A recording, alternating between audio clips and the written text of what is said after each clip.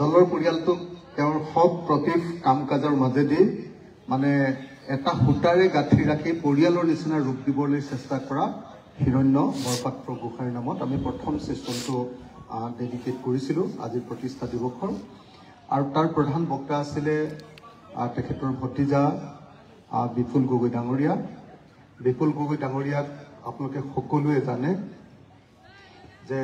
মুখ্যমন্ত্ৰী তৰুণ গগৈ ডাঙৰীয়াৰ কাৰ্যকালত মুখ্যমন্ত্ৰী তৰুণ গগৈৰ কাৰ্যকালত সমস্ত মানে প্ৰশাসনিক কাম কাজৰ গগৈ ডাঙৰীয়াৰ হৈ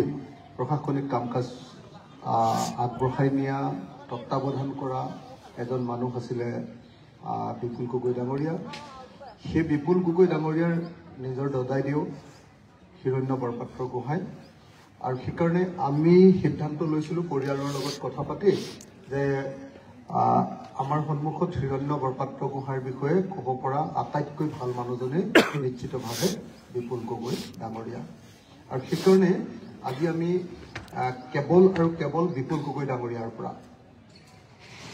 হিৰণ্য বৰপাত্ৰ গোহাঁইৰ বিষয়ে জানিব খুজিছিলোঁ। আৰু খুব ধুনীয়া কাব্যিক ভাষাৰে সৈতে আমাক বিপুল গগৈ ডাঙৰীয়াই হিৰণ্য বৰপাত্ৰ গোহাঁই সম্পৰ্কে ধুনীয়াকৈ বক্তব্য ৰাখিলে। মই প্ৰথমতে ৰাইজৰ দলৰ সভাপতি হিচাপে বিপুল গগৈ ডাঙৰীয়াক আমাৰ দলৰ অভিনন্দন জ্ঞাপন কৰিছোঁ, তেখেতক ধন্যবাদ জ্ঞাপন কৰিছোঁ, কৃতজ্ঞতা জ্ঞাপন কৰিছোঁ। আমাৰ কাৰ্যকৰী সভাপতি ভাস্কুতি শইকীয়ায়ো আমাৰ দলৰ যিটো চেণ্টিমেণ্ট আমাৰ উপসভাপতিজনৰ প্ৰতি হিৰণ্য বৰপাত্ৰ গোহাঁইৰ প্ৰতি আমাৰ যি ধৰণৰ চেণ্টিমেণ্ট আমি কেনেকৈ ভাবোঁ তেওঁৰ বিষয়ে সেই স্পিৰিটটোক ধুনীয়াকৈ প্ৰতিফলিত কৰিলে। গতিকে মই ভাস্কুতি শইকীয়াকো ধন্যবাদ জনালোঁ। মই মাত্ৰ এটাই কথা কওঁ, মোৰ জীৱনত বহুত মানুহ লগ পাইছোঁ আৰু আপোনালোকে জানে যে অসমৰ সমাজ জীৱনৰ আটাইতকৈ কঠিন সময়ৰ মাজেদি কটোৱা মানুহ এজন মই। মানে 1993 চনৰ পৰা এইটো জীৱন আৰম্ভ হৈছে ৰাজনৈতিক জীৱনটো, আৰু এতিয়ালৈকে চলি আছে আৰু নমৰালৈকে চাগে চলিব। এই সময়খিনিৰ ভিতৰত যদি কোনোবাই মোক সোধে যে খুব ভাল মানুহ কাক কাক লগ পাইছে, তেতিয়াহ'লে মই ক'ম যে তাৰ ভিতৰত এজন মানুহ হ'ল হিৰণ্য বৰপাত্ৰ গোহাঁই। মই বোধহয় তাতকৈ আৰু বেছি কথা কোৱাৰ কোনো প্ৰয়োজনেই নাই। কাৰণ মানে আমাৰ ক্ষেত্ৰত কি হয়, আমাৰ নিচিনা মানুহৰ ক্ষেত্ৰত আমি যিবিলাকে সংগ্ৰাম কৰি গোটেই জীৱন কটাইছোঁ, সাধাৰণতে আমাৰ যেতিয়া দিনকাল বেয়া থাকে, চৰকাৰখন যেতিয়া আমাৰ বিৰুদ্ধে গুচি যায়, তেতিয়া সাধাৰণতে বেছিভাগ মানুহে কি কৰে, বিশেষকৈ বুদ্ধিজীৱী শিক্ষিত মানুহৰ মাজত বেছিভাগ মানুহে কি কৰে, লাহেকৈ আমাৰ কাম কাজবিলাকৰ পৰা আঁতৰি দিবলৈ চেষ্টা কৰে। কিন্তু মই দেখিছিলোঁ এটা বস্তু যে আটাইতকৈ জীৱনৰ আটাইতকৈ বেয়া সময়খিনি যেতিয়া মই 1 বছৰ 8 মাহ জেলত সোমাই আছিলোঁ, আটাইতকৈ বেয়া সময় আৰু আমাৰ মানে মই ব্যক্তিগত যদিও কৈ আছোঁ, আচলতে আমাৰ সামাজিক জীৱনৰে আটাইতকৈ বেয়া সময়। বোধহয় ভাৰতৰ স্বাধীনতাৰ পাছত ৭৫ আৰু ৭৭ এই সময়খিনিতে আমাৰ গণতন্ত্ৰ স্খলিত হৈছিলে প্ৰথমবাৰৰ কাৰণে। যদিও পাকিস্তানৰ নিচিনাকৈ বা অন্য দেশৰ নিচিনাকৈ আমাৰ ইয়াত গণতন্ত্ৰ কমপ্লিট স্খলন কেতিয়াও ঘটা নাই, কেতিয়াও আৰ্মিয়ে আমাৰ দেশ শাসন কৰি যোৱা নাই, তথাপি গণতন্ত্ৰৰ স্খলন ঘটিছিলে। ৰাফেল ছাৰ আহিছে মাতি তো গণতন্ত্ৰৰ স্খলন ঘটিছিলে ৭৫ পৰা ৭৭ ভিতৰত। তাৰ পাছত সেইটো আমি পোৱা নাছিলোঁ, কাৰণ মই জন্ম হৈছিলোঁ 76ত, গতিকে সেইটোৰ অভিজ্ঞতা মোৰ নাছিলে। কিন্তু তাৰ পাছৰ আমাৰ জীৱনৰ আটাইতকৈ ডাঙৰ ক্ৰাইচিছটো আহিছিলে ডেফিনেটলি 2014 চনৰ পৰা 2021 চনৰ ভিতৰত। আটাইতকৈ ডাঙৰ ক্ৰাইচিছটো 2021 নকওঁ মই, 2024লৈকে, 2014ৰ পৰা 24লৈকে এই 10 বছৰেই হ'ল আমাৰ জীৱনৰ কালত মানে ৰাজনৈতিকভাৱে আটাইতকৈ অসমৰ সমাজ জীৱন, ভাৰতৰ সমাজ জীৱন চেলেঞ্জৰ মুখামুখি হৈছে। সেই সময়ত সাধাৰণতে আমাৰ পৰা আমি আটাইতকৈ বেছি যুঁজাৰু পাৰ্টি আছিলোঁ। আটাইতকৈ অসমৰ কা আন্দোলনতো আমি আটাইতকৈ বেছিকৈ ৰোল ল'বলগীয়া হৈছিলে। বিভিন্ন কাৰণত এই সময়খিনি সাধাৰণতে শিক্ষিত বুদ্ধিজীৱী সমাজৰ বেছিভাগ অংশ মানুহ আমাৰ পৰা আঁতৰি গৈছে কিন্তু সেই সময়খিনি আমালৈ নতুনকে যিবিলাক মানুহ আহিছিলে ক্ৰাইচিছ পিৰিয়ডটোত তাৰ ভিতৰত এজন মানুহ আছিলে হিৰণ্য বৰপাত্ৰ আৰু হিৰণ্য বৰপাত্ৰগোহাঁই এনেকুৱা মানুহ আছিলে মই জেলত থাকোঁতে মই প্ৰথম লগ পাইছোঁ তাৰ আগতে পোৱাই নাছিলোঁ জেলত থকা অৱস্থাতে মোক প্ৰথম খবৰ ল'বলৈ আহিছে তাৰ আগত মই আচলতে চিনি নাপাওঁ তেখেত এনেকুৱা মানুহ আছিলে যে মই জেলত থকাৰ সময়খিনিত আমাৰ সংগঠনৰ আটাইতকৈ ক্ৰাইচিছ পিৰিয়ডটোত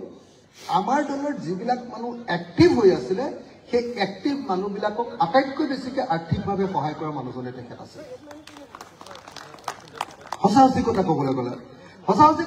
গ'লে আপাৰ আছামলৈ গ'লে আমাৰ এখন ঘৰ আছিলে প্ৰত্যেকজন লিডাৰৰ কৃষকপন্থী সংগ্ৰাম সমিতিৰ প্ৰত্যেকজন লিডাৰৰ এখন ঘৰ আছিলে হিৰণ্য বৰপাত্ৰ গোহাঁইৰ ঘৰখন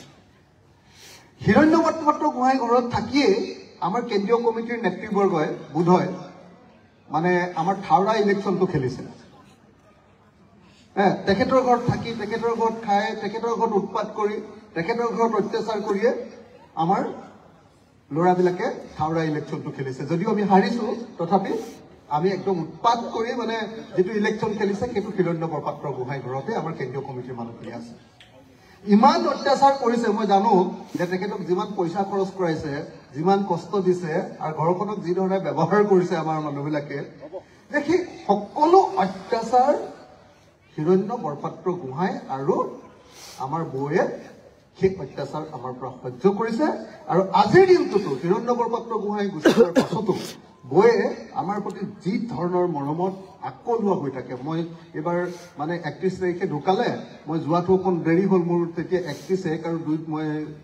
অসুখত ভুগি বিচনাত পৰি গ'লো সেইকাৰণে মই 30 31 1 2 বিচনাত আছিলোঁ যোৱা দেৰি হ'ল যোৱাৰ পাছত যেতিয়া মই গৈছোঁ যোৱাৰ পাছত মোৰ এনেকুৱা লাগিছে যে মই ডাঙৰ পাপ এটা কৰিলোঁ কিয় মই বেমাৰৰ মাজত হ'লেও গুচি নাহিলোঁ মানে এনেকুৱা আকলোৱা মন বোৰ গতিকে সেই পৰিয়ালটো আমাৰ কাৰণে সাংঘাতিক ধৰণৰ আছিলে আৰু হিৰণ্য বৰপাত্ৰ গোহাঁই মানে আপুনি মানে বয়স বহুত হৈছে আৰু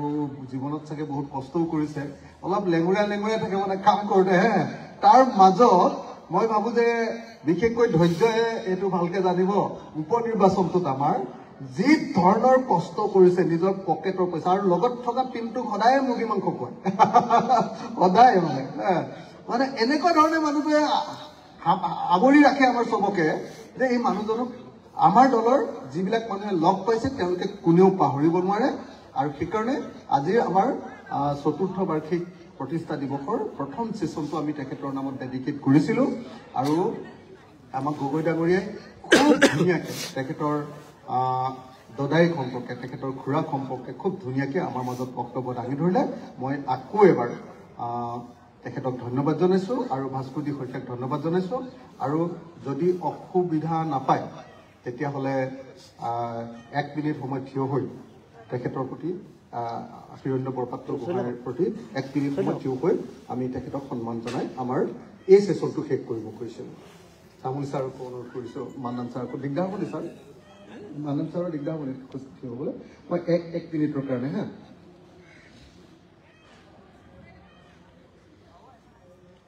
আৰম্ভ কৰিছোঁ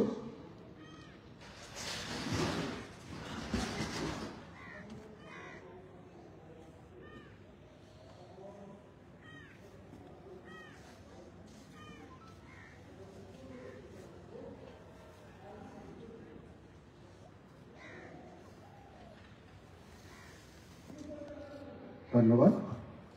হিৰণ্য বৰপাত্ৰ গোহাঁই আমাৰ মাজত অমৰ হোক এই কথাটো কৈয়ে মই আনুষ্ঠানিকভাৱে আমাৰ হিৰণ্য বৰপাত্ৰ গোহাঁইৰ ছেশ্যনটো সামৰণি মাৰিছোঁ বুলি ঘোষণা কৰিছোঁ ধন্যবাদ